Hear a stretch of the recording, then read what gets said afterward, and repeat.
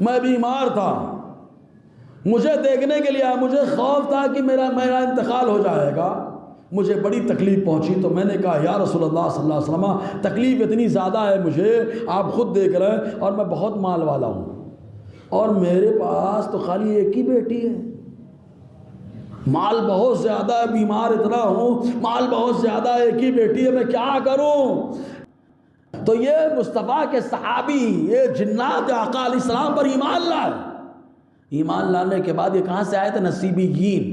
Google map دیکھنا تو عراق کے پاس ایک شہر ملے گا، اس شہر کا نام ہے نصیبیین، یہ وہاں کے رہنے والے تھے۔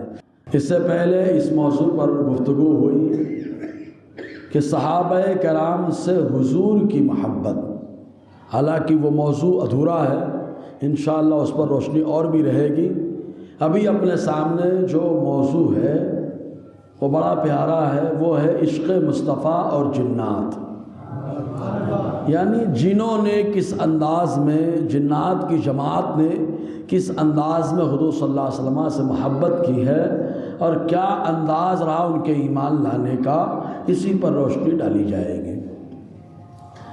آئیے اس پر روشنی ڈالی جائے، اس سے پہلے برکت کے اکتساب کے لیے حصول کی یہ آقا نامدار، مدینے کے تاجدار، دونوں عالم کے مالک و مختار، حبیب پروردگار، شافع روز شمار، انیس بے قصا، معین بے بسا، حضور سیدنا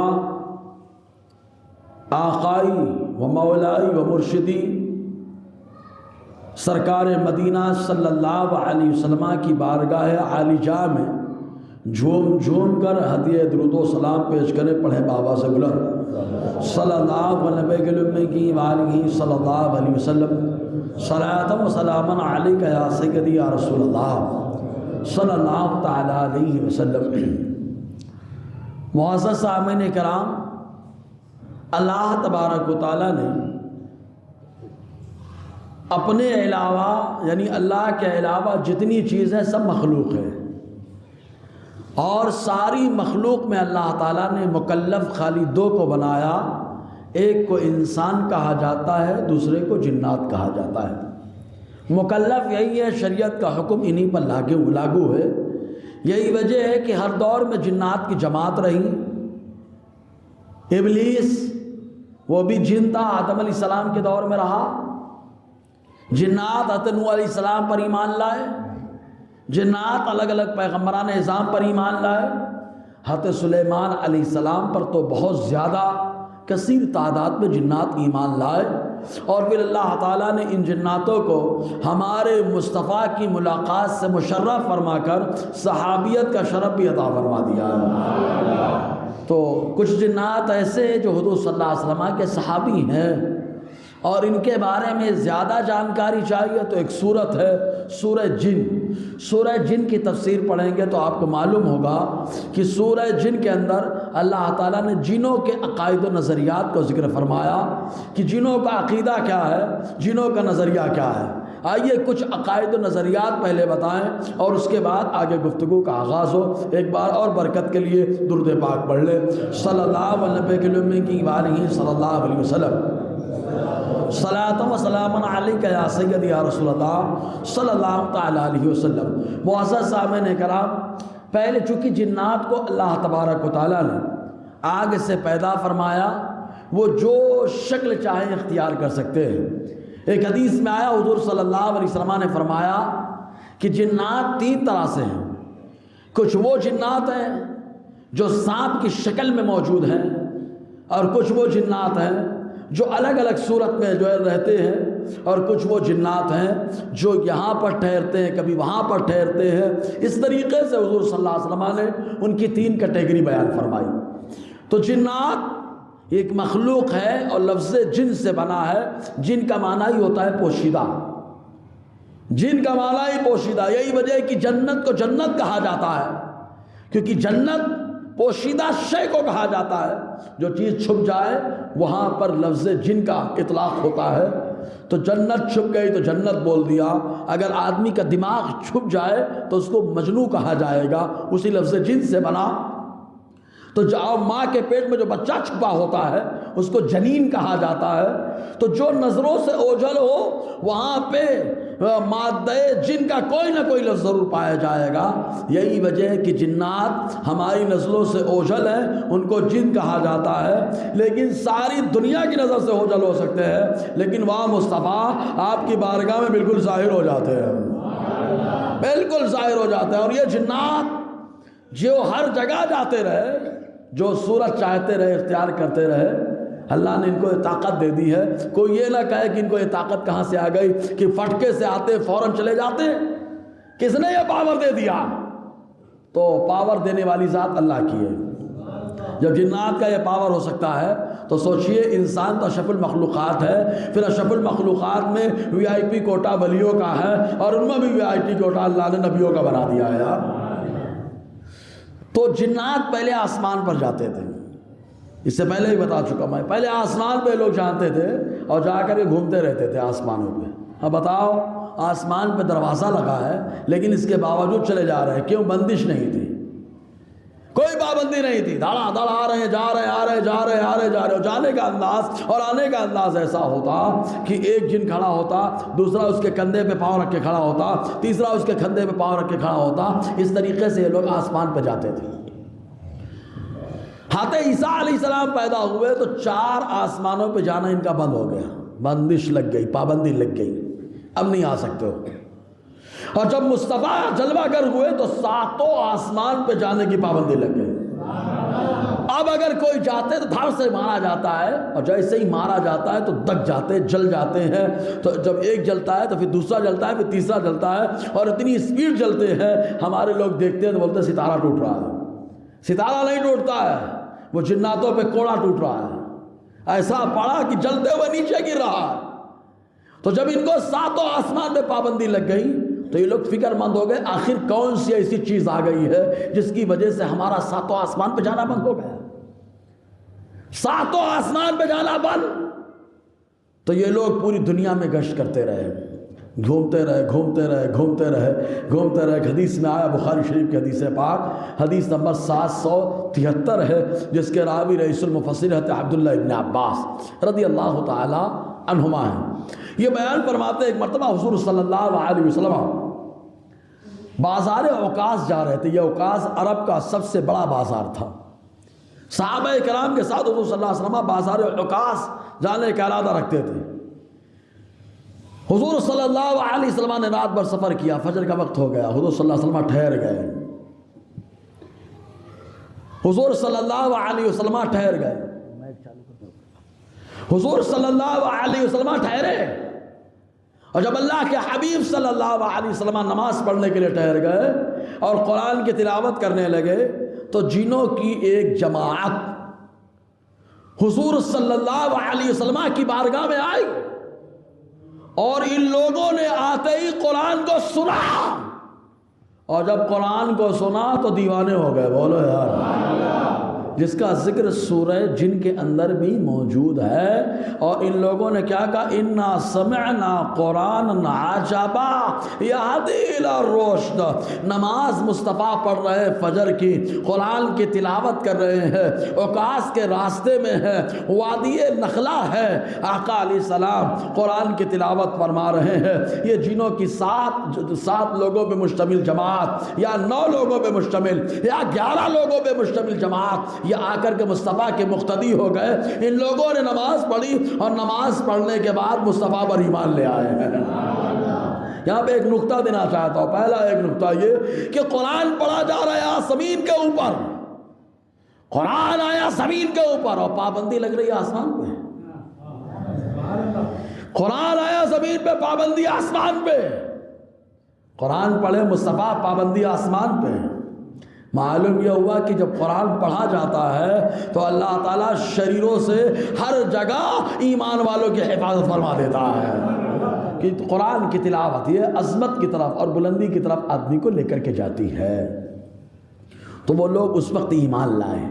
اب جب ایمان لائے تو مصطفیٰ سے ملاقات کی نا، اور جب مصطفیٰ سے ملاقات کی، ایمان لائے حضور صلی اللہ علیہ وسلم پر، تو ایمان لانے کے بعد مصطفیٰ کے صحابی ہو گئے۔ تو یہ مصطفیٰ کے صحابی، یہ جنات آقا علیہ السلام پر ایمان لائے، ایمان لانے کے بعد یہ کہاں سے آئے تھے؟ نصیبیین۔ گوگل میپ دیکھنا تو عراق کے پاس ایک شہر ملے گا، اس شہر کا نام ہے نصیبیین، یہ وہاں کے رہنے والے تھے۔ وہاں سے تلاش کرتے ہوئے آئے اور اوکاس کے راستے میں وادی نخلا میں ان لوگوں کو نتیجہ ملا۔ اچھا ان کو کیسے معلوم ہو گیا کہ قرآن کی وجہ سے آسمان پہ جانا روک دیا گیا؟ ان کو کیسے معلوم ہوا کہ قرآن پڑھا جا رہا ہے زمین پہ، ہماری پابندی آسمان پہ لگ رہی ہے؟ تو انہوں نے ایک جملہ اسی میں کہا، قرآن عجبا، ہم لوگ آسمان پہ جاتے ہیں اور وہاں فرشتوں کی باتیں سن کر کے اپنے اعتبار سے خلط ملط کر کے بتاتے ہیں، کاہنوں کو آ کے، بھوشوانی پیشن گوئی ان لوگوں کو کرنے والوں کو آ کے بتاتے ہیں، تو یہ ہم لوگ شرارت کرتے ہیں۔ اور اِنَّا سَمِعْنَا قُرْآنًا عَجَبًا يَهْدِي إِلَى الرُّشْدِ، اور ہم نے ایک ایسی کتاب کی تلاوت سن لی ہے جسے قرآن کہا جاتا ہے، اور بڑا تعجب خیز ہے قرآن، اور لوگوں کو یہ راہ راست میں لگاتا ہے۔ تو ان لوگوں کو معلوم ہو گیا یہی چیز ہے جس نے پابندی لگوا دی ہے، یہی چیز ہے جس نے جانے سے منع کر دیا ہے۔ تو یہ لوگ ایمان لے آئے۔ جب قرآن سنا تو ان لوگوں نے خود کہا کیا، وَأَنَّا لَمَّا سَمِعْنَا الْهُدَىٰ، جب ہم نے ہدایت کی باتوں کو سنا، آمَنَّا بِهِ، ہم اس پر ایمان لے آئے، وَمَن يُؤْمِن بِرَبِّهِ فَلَا يَخَافُ بَخْسًا وَلَا رَهَقًا، اور جو اپنے رب پر ایمان لاتا ہے تو نہ وہ کمی سے ڈرتا ہے اور نہ زیادتی سے ڈرتا ہے۔ یہ فرشتوں نے بتایا ہم ایمان لے آئے۔ دوسری چیز کیا بتایا؟ ایمان لانے والے کی شان یہ ہے کمی بیشی سے وہ ڈرا نہیں کرتا، یہ تھوڑے ہے کہ زیادہ ہے، کیا ہے کیا نہیں، وہ ڈرا نہیں کرتا ہے، یہ ایمان لانے والے کی شان۔ اس کے بعد ان فرشتوں ان جناتوں نے خود کہا، دوسری بات سورہ جن میں کیا کہا، لَن نُشْرِكَ بِرَبِّنَا أَحَدًا، ہم اللہ پر ایسا ایمان لائے کہ ہم کسی کو اللہ کے برابر نہیں سمجھتے ہیں۔ بولو نا یار، ہاں اللہ کے برابر نہیں سمجھتے۔ اور پھر بھی کہا جاتا ہے کہ یار مصطفیٰ کو اللہ کے برابر کر دیا۔ ارے یار کرنے والی طاقت ہماری ہے ہی نہیں۔ مصطفیٰ جو ہے مخلوق ہے اور اللہ خالق ہے، صحیح ہے کہ نہیں؟ مصطفیٰ مخلوق ہے، اللہ خالق ہے۔ مخلوق اور خالق برابر کیسے ہو سکتے ہیں؟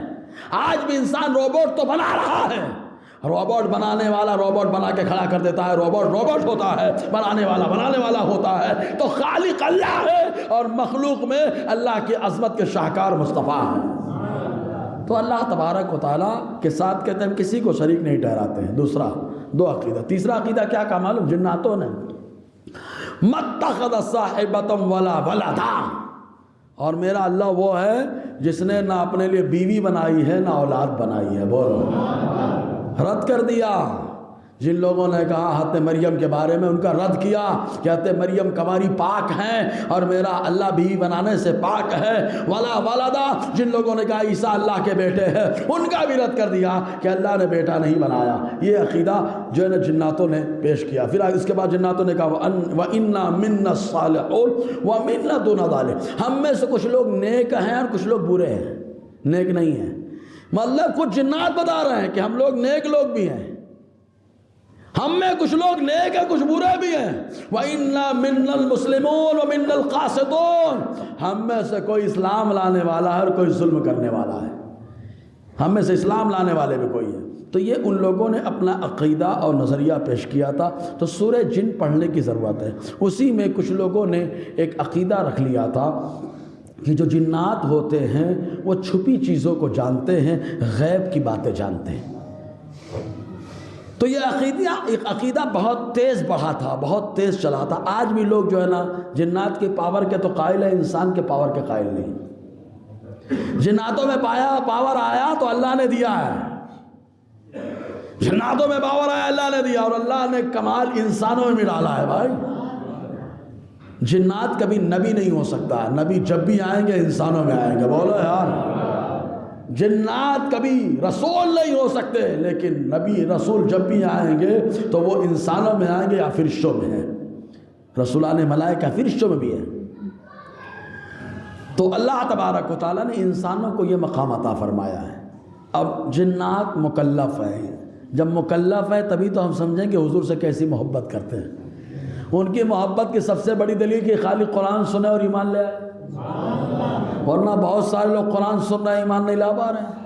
بہت سارے لوگ قرآن پڑھ رہے ہیں، ایمان نہیں لا پا رہے ہیں۔ ان لوگوں نے تو خالی قرآن سنا اور ایمان لے کر کے آ گئے، اور ایمان لانے کے بعد ایسا ہی نہیں چھوڑ دیا، خود جا کر کے لوگوں کو سمجھانا شروع کر دیا، جو جن ہے ان کو سمجھانا شروع کر دیا۔ مکلف ہے تو مکلف ہونے کی دلیل سورہ زاریات کی آیت ہے، آیت نمبر 56 میں اللہ تعالیٰ فرماتا ہے، بڑی مشہور آیت ہے، وَمَا خَلَقْتُ الْجِنَّ وَالْإِنسَ إِلَّا لِيَعْبُدُونَ، ہم نے انسان اور جنات کو صرف عبادت کے لیے پیدا کیا ہے، صرف عبادت کے لیے۔ صرف عبادت کے لیے تو کھانا کیوں کھا رہے ہیں ہم لوگ؟ صرف عبادت کے لیے تو نہا کیوں رہے ہیں ہم لوگ؟ صرف عبادت کے لیے تو پانی کیوں پی رہے ہیں ہم لوگ؟ صرف عبادت کے لیے تو کما کیوں رہے ہیں ہم لوگ؟ خالی عبادت کرے نا۔ تو اس کا مطلب یہ کہ عبادت کا جو معاملہ ہمارے دماغ میں بیٹھا ہے، کہیں نہ کہیں گڑبڑی ہے وہاں پر۔ عبادت کہا جاتا ہے در حقیقت اللہ تعالیٰ کے فرمان پہ عمل کرنے کو۔ جو اللہ کے فرمان پہ عمل کرے وہ عبادت کرے گا۔ تو اللہ تعالیٰ نے کمانے کا حکم کیسے دے دیا ہے؟ بولو یار، جو اللہ کے حکم کے حساب سے کماتا ہے تو بھی عبادت کر رہا ہے۔ جو اللہ کے حکم کے حساب سے کھاتا ہے، کھا وہ رہا ہے لیکن عبادت ہو رہی ہے۔ جو اللہ کے حکم سے پانی پیتا ہے تو پی وہ رہا ہے، عبادت اللہ کی ہو رہی ہے۔ کپڑا اللہ کے حکم سے پہن یہ رہا، عبادت اللہ کی ہو رہی ہے۔ تو صرف عبادت کے لیے اللہ نے پیدا فرمایا۔ تو یہ جنات بھی مکلف ہے جیسے انسان مکلف ہے۔ مکلف سمجھ رہے ہیں نا؟ جس پہ شریعت کا حکم لگے۔ مکلف کس کو کہا جاتا ہے؟ جس پہ شریعت کا حکم لگے۔ بیل آیا اور آنے کے بعد آپ کی روٹی کھا لیا بغیر پوچھے، حرام کیا کہ حلال کیا؟ بولو نا یار، حرام ہے کہ حلال؟ اس کے لیے کچھ حکم ہی نہیں آئے گا۔ وہ غیر مکلف ہے، اس پر شریعت کا حکم تھوڑا لے گا کہ تو نے روٹی کیسے کھا لی۔ مطلب جانور غیر مکلف ہوتا ہے، اس کے اوپر شریعت کا حکم نہیں لگتا، لیکن وارے حضرت انسان، اللہ نے تجھے جانور نہیں جانوروں میں افضل و اعلیٰ بنا دیا یار۔ انسان اسپیشل حیوان ناطق بنا دیا ہے، اور اللہ تعالیٰ نے تجھے مکلف بنا کر تمام مخلوق سے افضل و اعلیٰ بنا دیا ہے نا۔ فرشتوں جنات کو بھی اللہ نے مکلف کیا۔ اگر مکلف نہیں ہوتا تو ابلیس کی پھٹکار کھاتا۔ اللہ نے کہا سجدہ کر، نہیں کرو گا، لو اس کو بولنا چاہیے میں تو مکلف ہی نہیں، میں تو جنات ہوں۔ کچھ لوگوں نے کہا ابلیس جو نا فرشتہ تھا، وہ غلط کہتے ہیں، قرآن کی مخالفت ہے۔ سورہ کہف کے اندر اللہ تعالیٰ فرماتا ہے کان من الجن ففسق عن امر ربہ وکان من الجن، وہ اپنے رب کے حکم سے نکل گیا اور وہ جناتوں میں سے تھا۔ معلوم یہ وقت جنات ہے، اس کو کہنا چاہیے مولا ہم سجدہ کیوں کریں، ہم تو مکلف ہی نہیں ہیں۔ غیر مکلف پہ قانون ہی نہیں لگتا ہے، لیکن اللہ تبارک و تعالیٰ کا سجدہ کر تو دلیل پیش کر رہا ہے وہ۔ تب اللہ نے مردود بارگاہ کیا۔ معلوم یہ ہوا کہ مکلف جیسے انسان ہے ویسے اللہ تعالیٰ نے جناتوں کو بھی مکلف کر دیا ہے۔ اگر انسان گستاخی کرے گا تو مردود ہو جائے گا، ویسے ہی جنات اگر گستاخی کرے گا تو مردود ہوگا۔ انسان اگر دیوانہ اور عشق کرے گا، دیوانگی ظاہر کرے گا تو محبوب ہو جائے گا، تو جنات بھی دیوانگی ظاہر کرے گا تو رب کی بارگاہ میں محبوب ہو جائے گا، ہے نا جی۔ تو یہ مکلف ہیں، اس پر بہت ساری احادیث موجود ہیں، قرآن کی آیتیں۔ تو جنات مکلف ہیں غیر مکلف ہیں؟ زور سے بولو نا یار، مکلف ہیں۔ اب آئیے جناتوں کو، اگر مکلف نہ ہوتے تو حضور جناتوں کو تبلیغ کرنے کے لیے، دعوت دینے کے لیے کبھی تشریف نہ لے جاتے ہیں۔ کیا شان ہے مصطفیٰ کی یار، انسان تو انسان ہے، جنات کو بھی سمجھا دیا ہے یار۔ اور ہمارے ہاں تو بھوت پریت اتارنے والے ٹینشن میں رہتے، جنات حاوی ہو گیا تو بھاگے بھاگے پھر رہے ہیں۔ اور اب تو کچھ لوگ ایسے ایسے دعوے کر رہے ہیں نا، ایک پھٹکے میں، ایک چٹکی میں، ارے باپ رے باپ، ایک چٹکی میں ایسا ایسا دعویٰ، اللہ خیر کرے۔ لیکن ہاں کچھ بزرگان دین کو میں نے خود دیکھا، مشاہدہ کیا، واقعتاً ایک چٹکی میں کنٹرول کرتے ہیں یار جی۔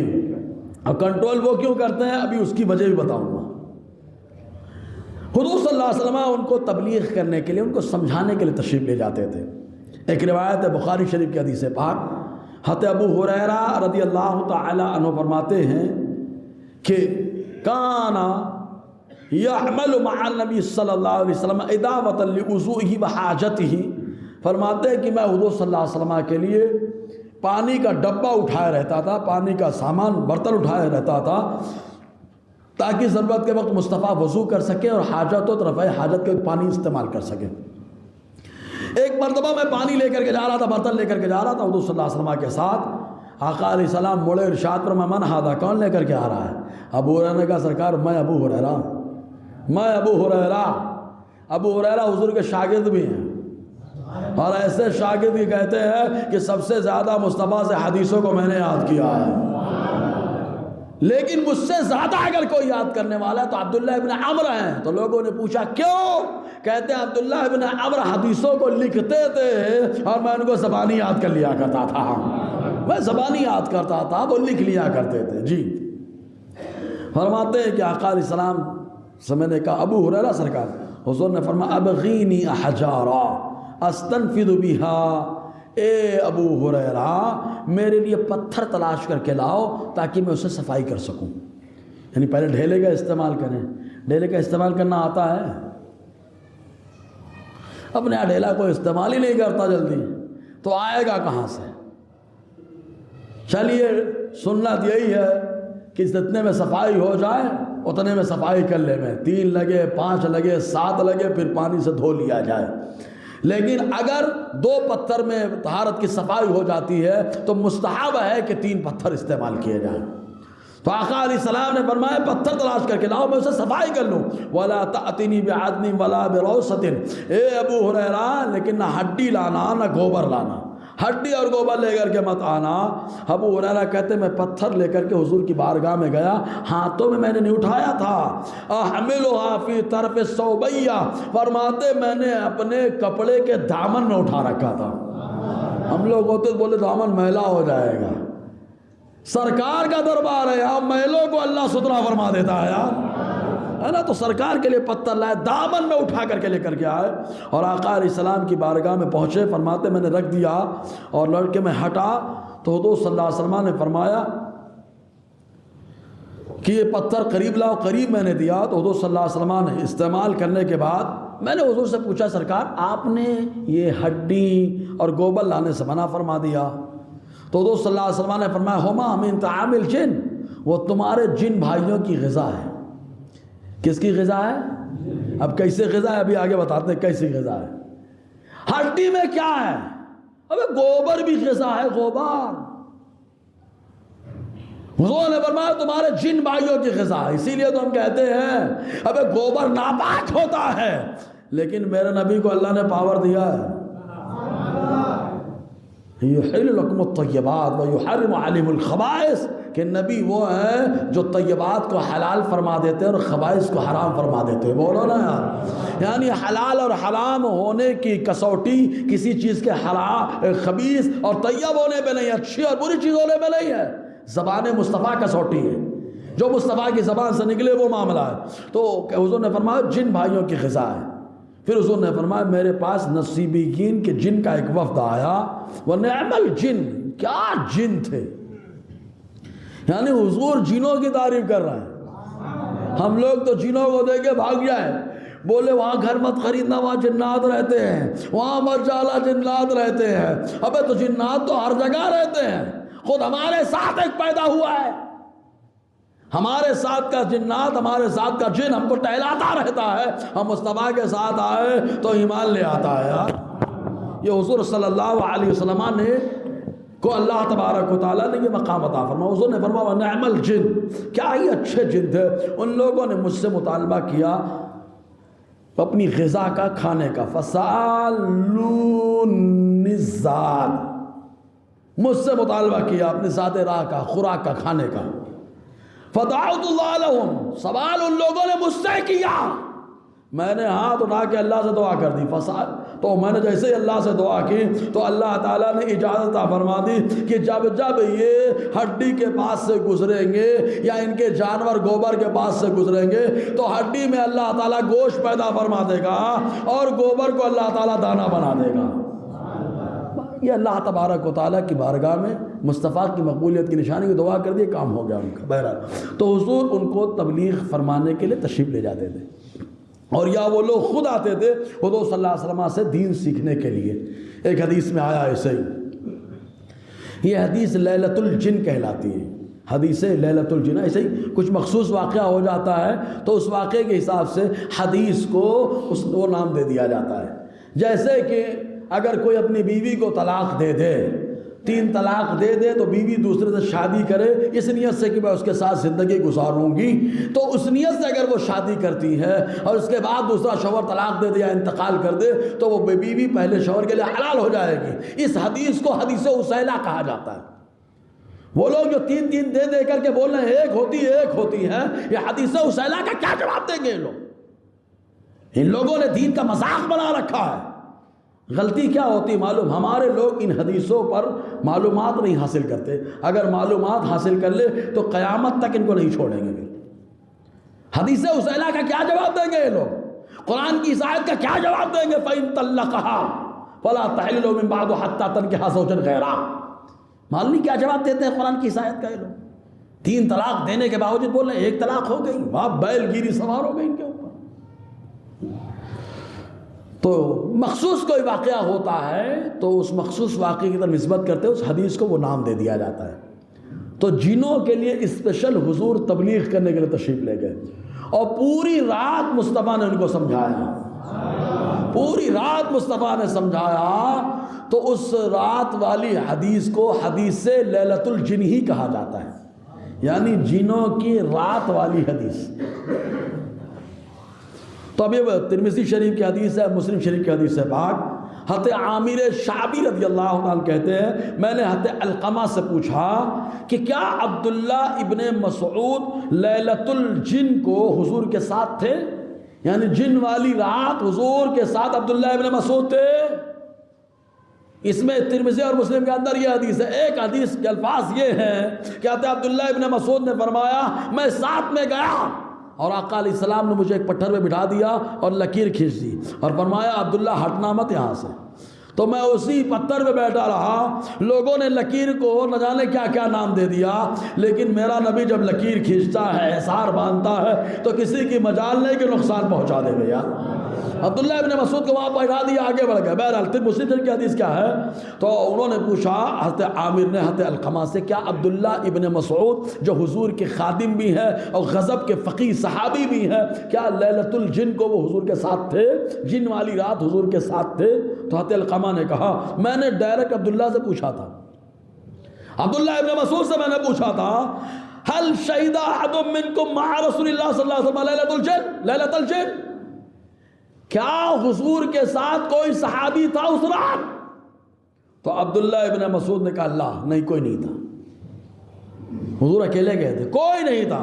وَلَكِنَّ كُنَّ مَعَ رَسُولِ اللَّهِ صلی اللہ علیہ وسلم ذات لیلہ۔ اب واقعہ حضرت عبداللہ ابن مسعود سنا رہے ہیں، کہتے ہیں لیکن ہم حضور صلی اللہ علیہ وسلم کے ساتھ تھے ایک رات، فَفَقَدْنَا، اچانک حضور ہمارے درمیان سے اٹھے اور ہم کو نظر نہیں آئے، ہم نے حضور کو نہیں پایا۔ فرماتے فَالْتَمَسْنَاهُ فِي الْأَوْدِيَةِ وَالشِّعَابِ، فرماتے وادیوں میں گھاٹیوں میں ہم نے حضور کو تلاش کیا، پوری رات تلاش کرتے رہے، پوری رات تلاش کرتے رہے۔ آخر میں ہم لوگوں نے کہا اُسْطِیرَ أَوْ اغْتِیلَ، یا تو حضور صلی اللہ علیہ وسلم کو کسی نے اچک لیا، غائب کر دیا، اور یا تو حضور کو کسی نے دھوکے سے شہید کر دیا۔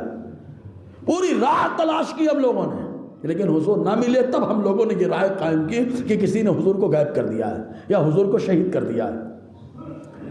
فرماتے فَبِتْنَا بِالشَّرِّ لَيْلَةٍ بَاتَ بِهَا قَوْمٌ، فرماتے بہت بری رات گزری تھی ہماری، وہ پوری رات بے چین، پوری رات پریشان، بڑے پریشان، پوری رات خطرناک گزری۔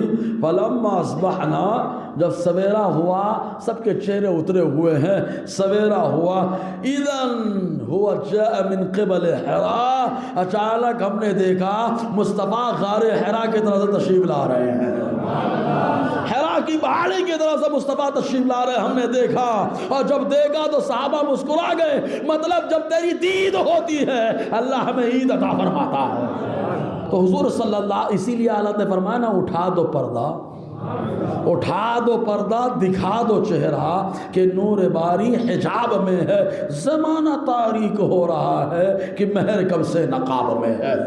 کب سے آج چھپے تھے تو پوری دنیا میں اندھیرا چھا رہا تھا، لیکن مصطفیٰ آ گئے، اللہ نے اجالا عطا فرما دیا ہے۔ تو صحابہ بڑے فکر مند مصطفیٰ کو دیکھا تو مچل گئے، خوش ہو گئے اور خوشی کے مارے حضور کے پاس آئے اور آتے کہا یا رسول اللہ، اے اللہ کے نبی صلی اللہ علیہ وسلم، فقدناک فطلبناک لم نجدک فبتنا بشر لیلۃ بات بها قوم، اے اللہ کے نبی صلی اللہ علیہ وسلم، آپ ہمارے درمیان سے تشریف لے گئے، ہم نے پوری رات آپ کو تلاش کیا لیکن آپ ہمیں ملے نہیں، جب آپ ہمیں نہیں ملے تو پوری رات ہم نے بڑی بے چینی میں گزاری، بڑی پریشانی میں گزاری۔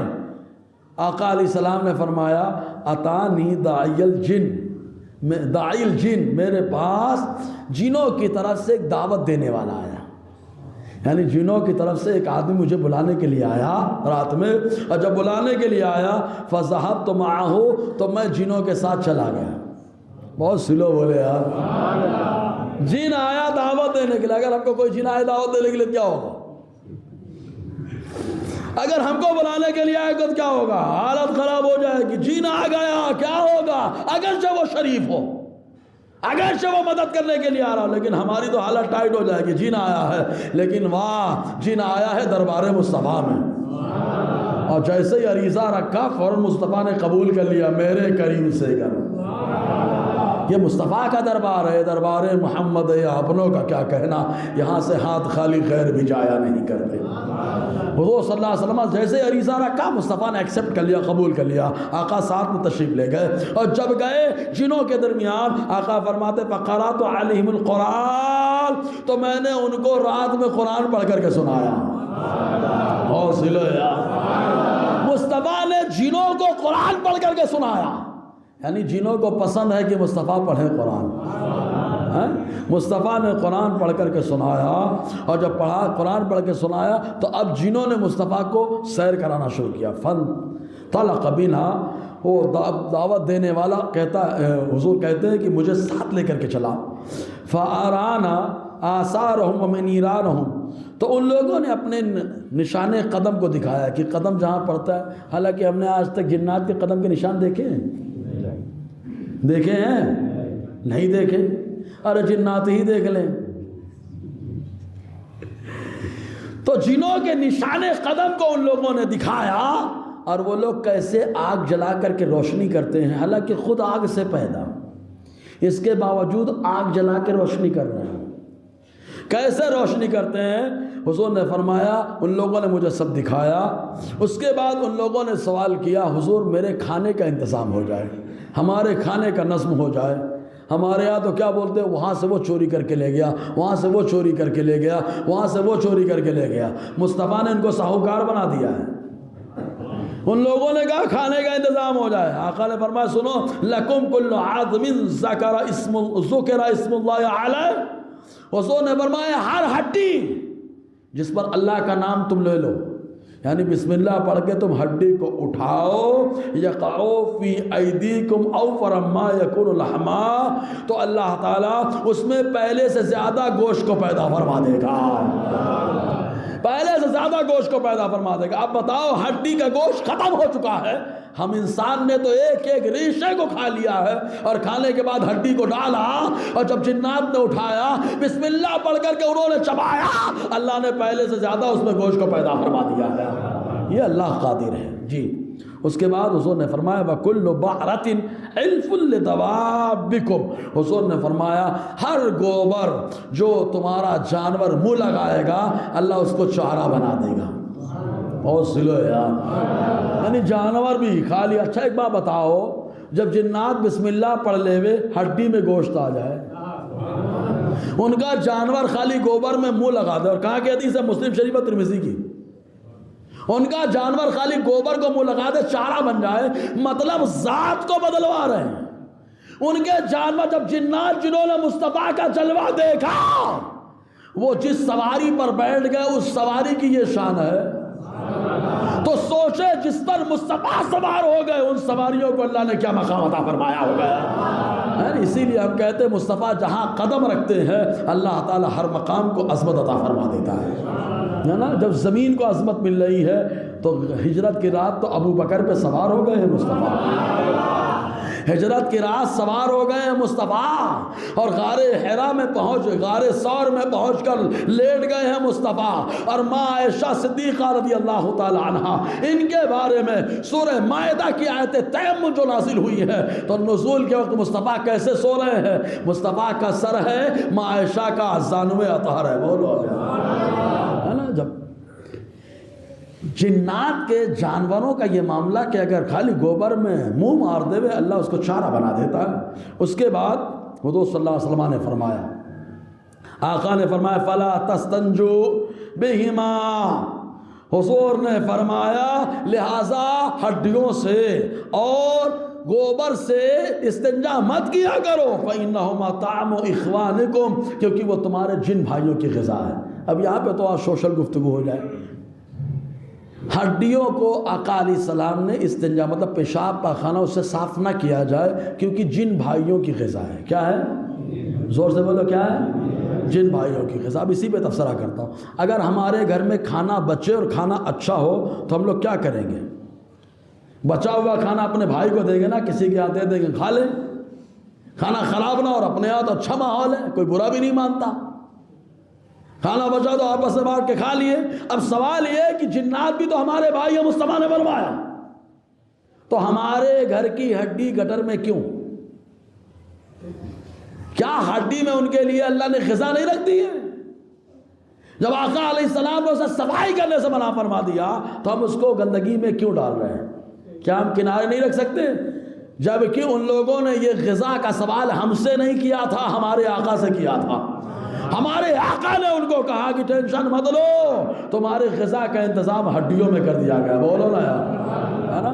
ہمارے یہاں تو کہتے ہیں ابا نے کہا تھا میں کرتا رہوں گا، ابا نے کہا تھا میں کرتا رہوں گا۔ میں نے کہا جس کے نام پہ ابا قربان، وہ مصطفیٰ نے کہا ہے، وہ مصطفیٰ نے کہا ہے۔ تو ہڈیاں صاف رہے تو اس میں جن بھائیوں کے لیے اللہ نے غذا رکھ دی ہے۔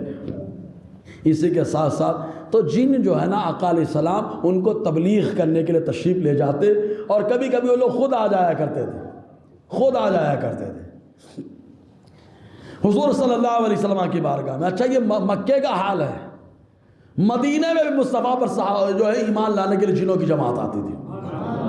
آقا علیہ السلام پہ درود و سلام پڑھنے کے لیے جنوں کی جماعت آتی تھی۔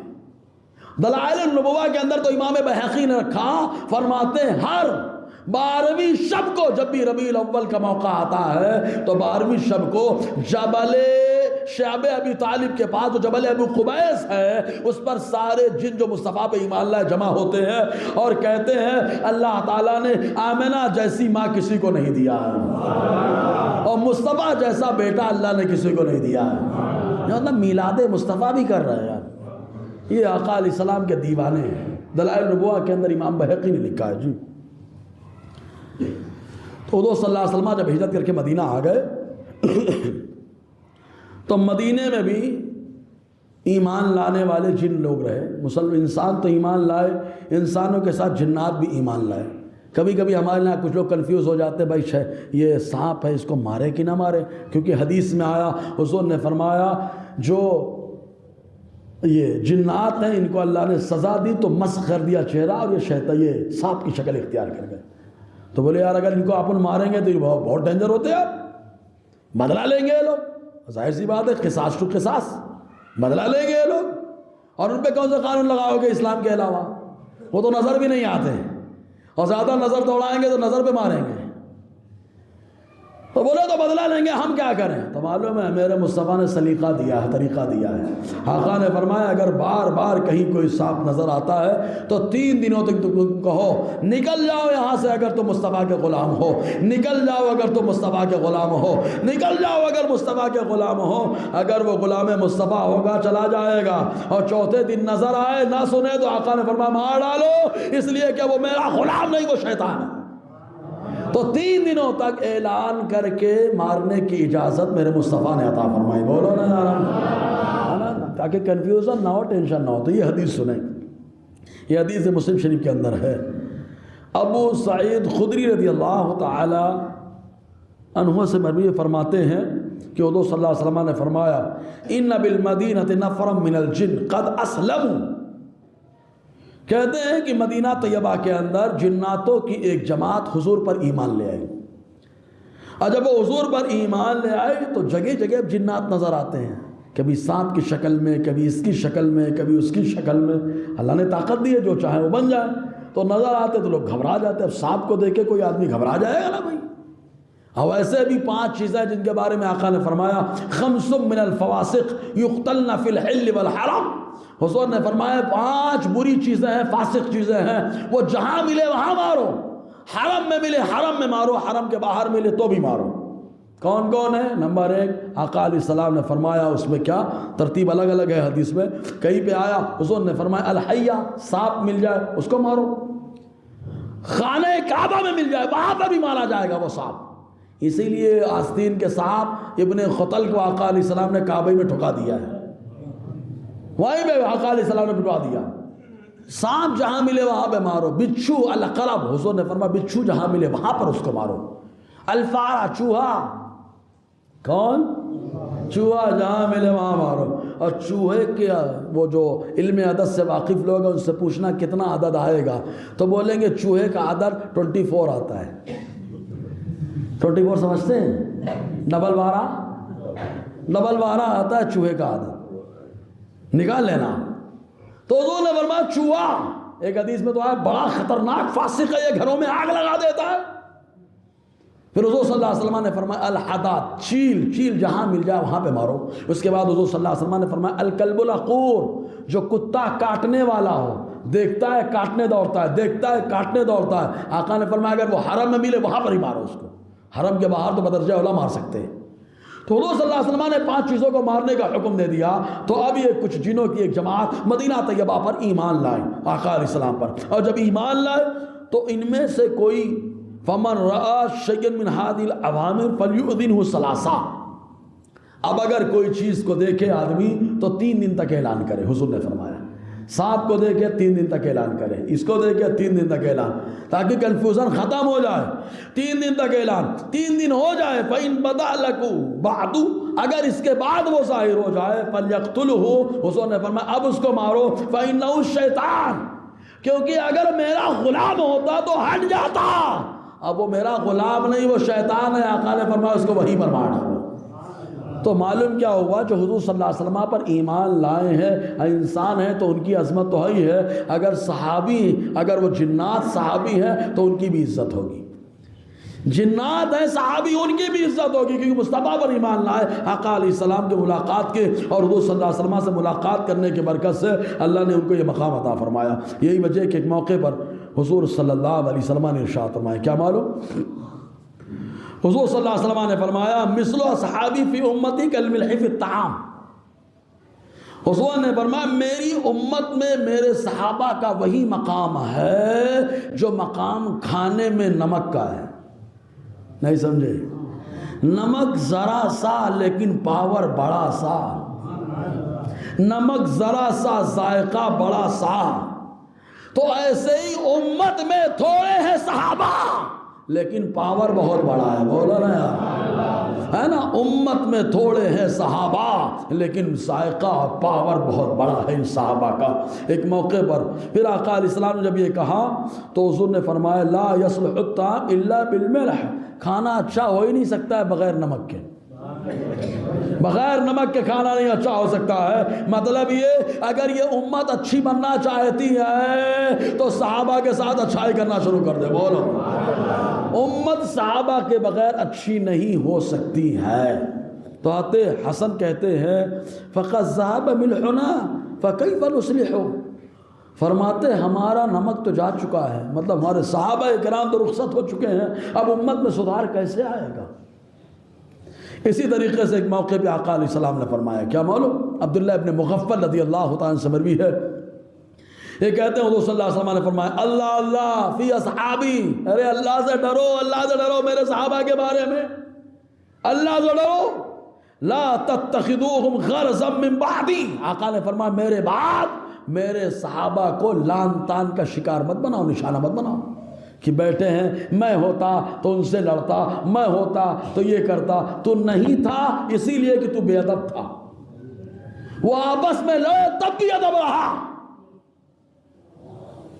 اب جو الفاظ آتے ہیں کہ یہاں سے یہ ہوا وہاں سے وہ ہوا، جب ضرورت پڑے گی تب تحقیق کر کے بتائیں گے اس میں کیا معاملہ ہے۔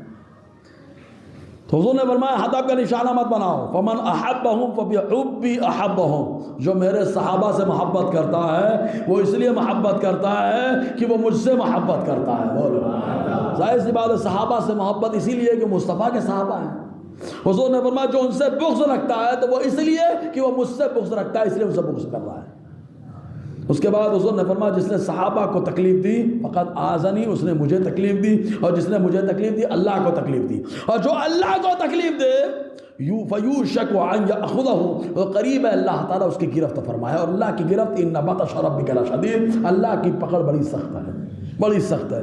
تو اسی لیے حضور صلی اللہ علیہ وسلم نے جو ہے صحابہ کرام چاہے وہ انسانی ہو چاہے جناتی ہو، دونوں کی شان بہت بلند فرما دی ہے۔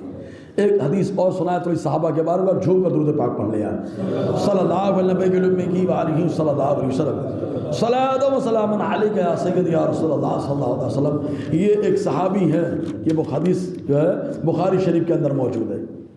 حضرت سعد ابن مالک رضی اللہ تعالی فرماتے ہیں حضور صلی اللہ علیہ وسلم میری عیادت کو تشریف لائے حجۃ الوداع کے موقع پر، میں بیمار تھا، مجھے دیکھنے کے لیے آیا، مجھے خوف تھا کہ میرا انتقال ہو جائے گا، مجھے بڑی تکلیف پہنچی، تو میں نے کہا یا رسول اللہ صلی اللہ علیہ وسلم تکلیف اتنی زیادہ ہے مجھے، آپ خود دیکھ رہے ہیں، اور میں بہت مال والا ہوں، اور میرے پاس تو خالی ایک ہی بیٹی ہے، مال بہت زیادہ ہے، بیمار اتنا ہوں، مال بہت زیادہ ہے، ایک ہی بیٹی ہے، میں کیا کروں؟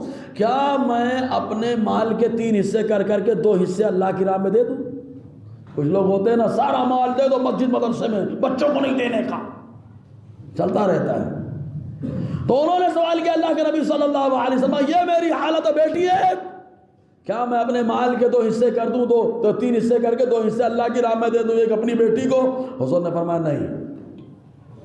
کہا سرکار پھر 2 حصے کر لیتا ہوں، 3 نہیں کر کے 2 حصے کرتا ہوں، ایک اللہ کی راہ میں ایک اپنی بیٹی کے لیے۔ حضور نے فرمایا نہیں۔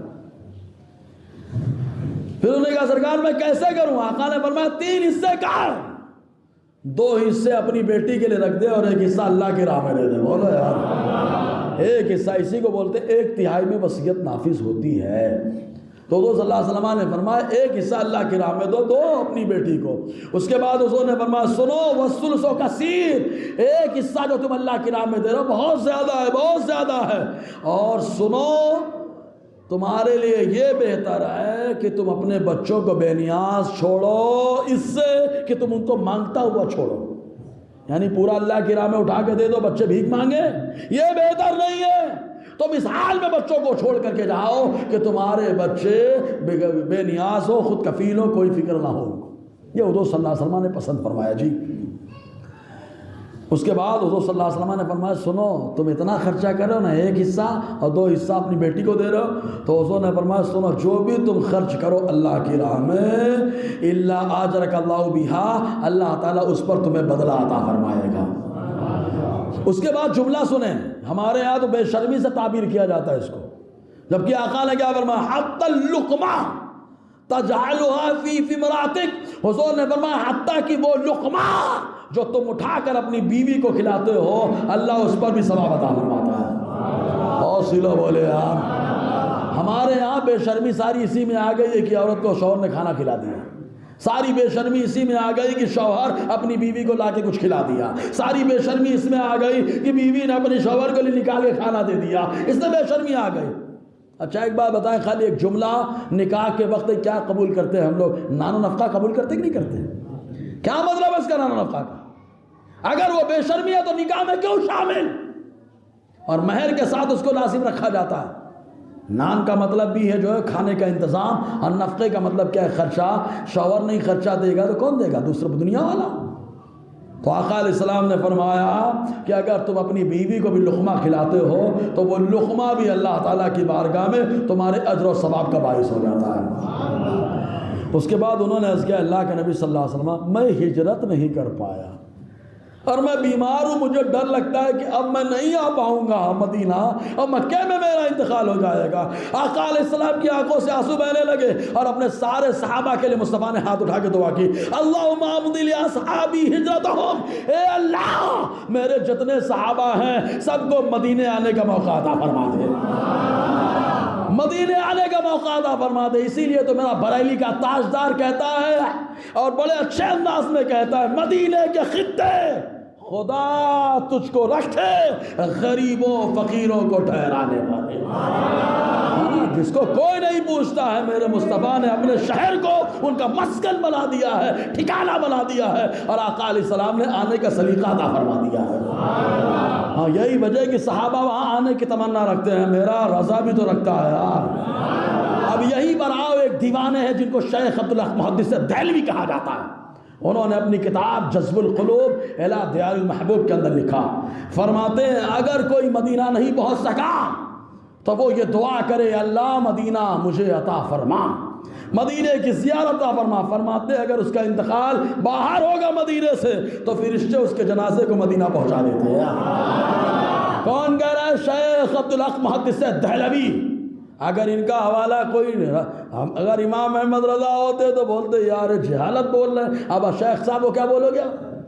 تو جو شیخ صاحب نے دیوانگی ظاہر کی ہے اسی دیوانگی کو تو امام احمد رضا بھی ظاہر کر رہے ہیں یار، اسی دیوانگی کو ظاہر کر رہے ہیں۔ اور کیا کہا معلوم؟ حاجیو آؤ، اے حاجیو آؤ، شہنشاہ کا روزہ دیکھو، کعبہ تو دیکھ چکے، کعبے کا کعبہ دیکھو یار۔ یہ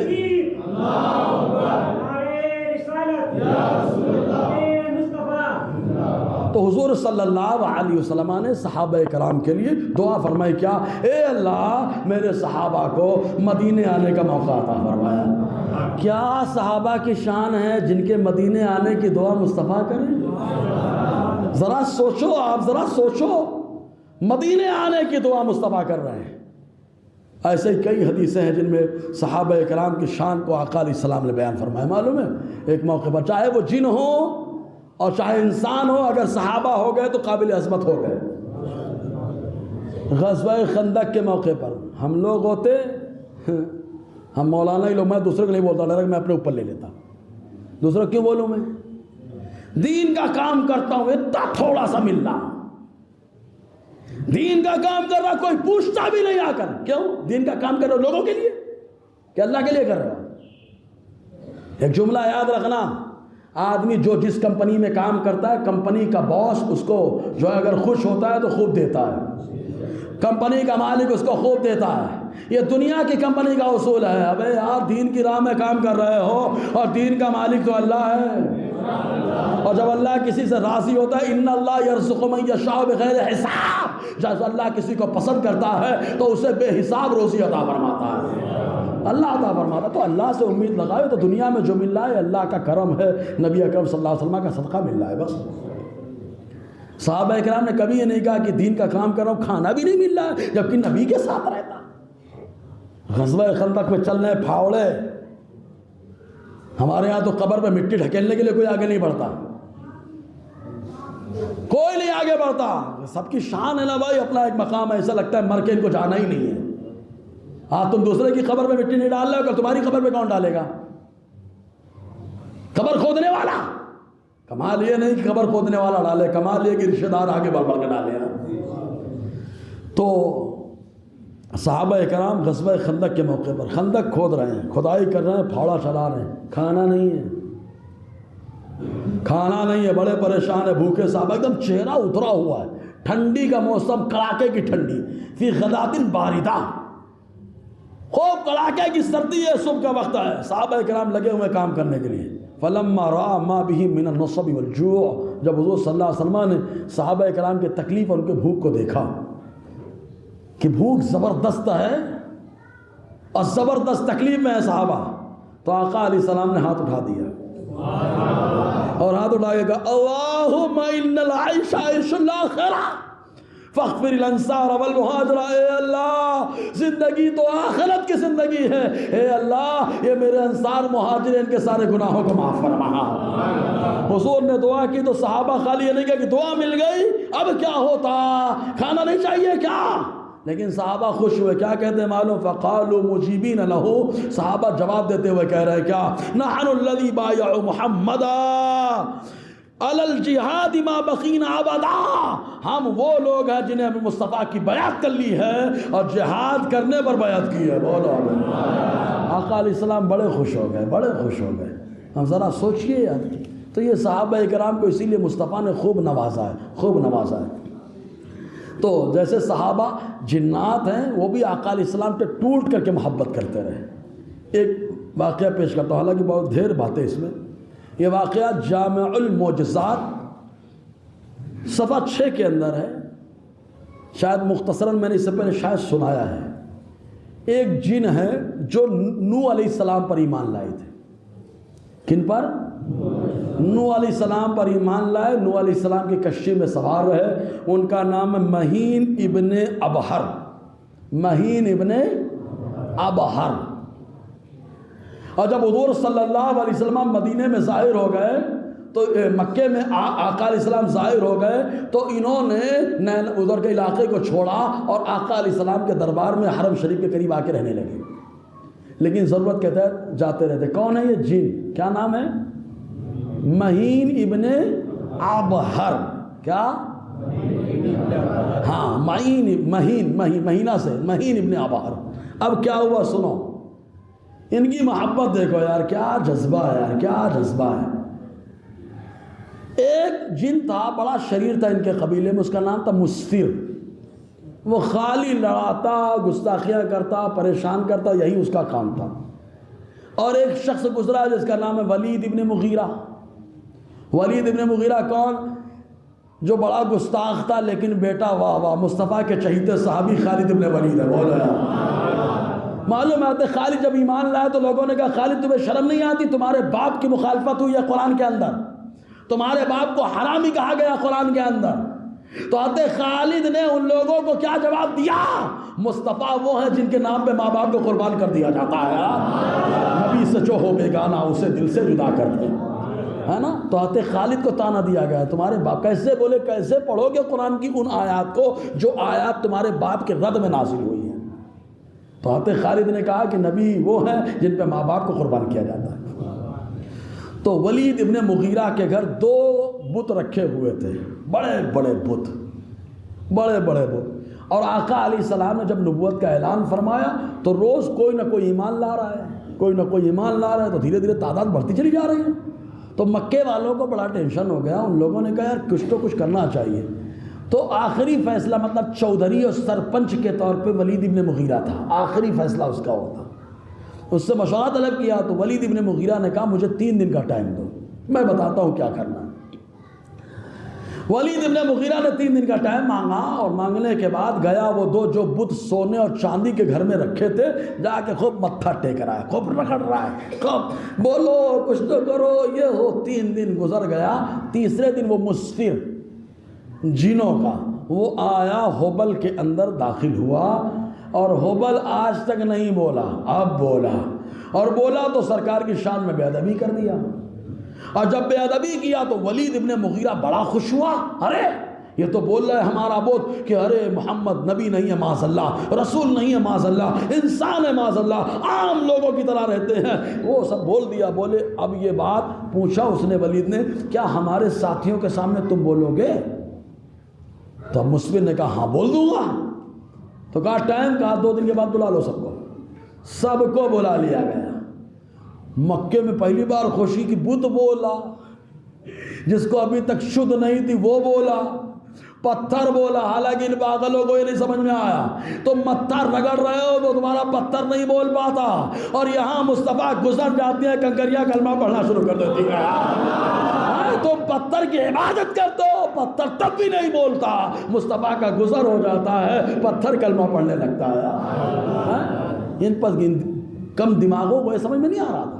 2 دن کا ٹائم، سب کو دعوت. مکے والے بڑے خوش کی پہلی بار بدھ بولا ہے. اے آئی کے ذریعے سے کچھ بھی بنا کے بلوا دو. یہ ظاہر ہو گیا ندی میں، وہ ظاہر ہو گیا ندی میں، ہاں کچھ بھی بول دو. سب آ گئے. ان لوگوں نے حضور کو بھی دعوت دے دی. اللہ کے نبی صلی اللہ علیہ وسلم سب آ گئے اور آقا علیہ السلام اکیلے نہیں گئے. ایک صحابی کو آقا علیہ السلام نے اپنے ہاتھ پہ پکڑا اور پکڑنے کے بعد کہا چلو میرے ساتھ۔ آقا علیہ السلام ساتھ میں لے کے گئے، اور ان صحابی کا نام ہے عبداللہ ابن مسعود۔ بولو یار، ہمارے حنفی مذہب کے امام اعظم کے جو اساتذہ میں سے، شیوخ میں سے عبداللہ ابن مسعود ہے۔ آقا علیہ السلام ساتھ میں لے کر گئے، سب جمع ہیں، اب بولتا مصطفیٰ کا قدم پڑا، بت ہلا، بت بولا، اور جب بولا تو آقا کی تعریف کر رہا ہے۔ جب آقا کی تعریف کرنے لگا، خوب حضور کی تعریف کرنے لگا، اللہ کے نبی ہے، یہ شان ہے، یہ مقام ہے، یہ شان، سارے کفار مکہ کے چہرے اتر گئے، کیونکہ تیاری کچھ اور تھی، کچھ اور ہو گیا۔ میں اسی لیے کہتا ہے عزت و ذلت اللہ کے ہاتھ میں ہے۔ میرا نبی آیا، فاتحانہ شان سے باہر نکلا، اور جیسے ہی آقا نکلے صفا کی پہاڑی کے پاس وہ تشریف لائے، جیسے ہی آئے ایک جن دوڑتے ہوئے آیا، تلوار سے خون ٹپک رہا ہے۔ اس نے آ کر کے کہا اے اللہ کے نبی صلی اللہ علیہ وسلم میرا سلام قبول کریں۔ آقا علیہ السلام ٹھہر گئے۔ حضور صلی اللہ علیہ وسلم نے فرمایا کون ہو؟ کہا میرا نام مہین ابن ابہر ہے، میں نوح علیہ السلام پر ایمان لایا تھا، نوح علیہ السلام پر ایمان لایا تھا، اور میں اپنے قبیلے کا سردار ہوں۔ ابھی میں کچھ دنوں کے لیے باہر گیا تھا تو مجھے خبر لگی ہمارے قبیلے کا ایک شریر جس کا نام مسفر ہے، وہ آیا تھا ولید ابن مغیرہ کے بت کے اندر داخل ہو کر، اس نے آپ کی شان میں گستاخی کی ہے، اور آج بھی آ رہا ہے گستاخی کرنے کے لیے۔ تو جیسے ہی پہنچا، میں تلوار لے کر کے آیا اور اس کو راستے میں پکڑ کے اس کی گردن ماری۔ آج جو آپ کی تعریف کر رہا تھا بت کے اندر داخل ہو کر، وہ مسفر نہیں تھا، یہ آپ کا غلام تھا جسے مہین ابن ابہر کہا جاتا ہے۔ تو حضور صلی اللہ علیہ وسلم کی عظمت کے قصیدہ جو ہے نا، انسان صحابی نے بھی پڑھے ہیں اور جناتی صحابی نے بھی مصطفیٰ کے قصیدے پڑھے ہیں، اور بھی بہت سارے واقعات انشاءاللہ روشنی رہے گی۔ اللہ تعالیٰ کہنے سننے سے زیادہ عمل کی توفیق عطا فرمائے۔ دوران گفتگو غیر شرعی کلمات نکلے ہوں تو استغفر اللہ ربی من کل ما اشهد ان لا الہ الا اللہ واشهد ان محمدا عبدہ ورسولہ۔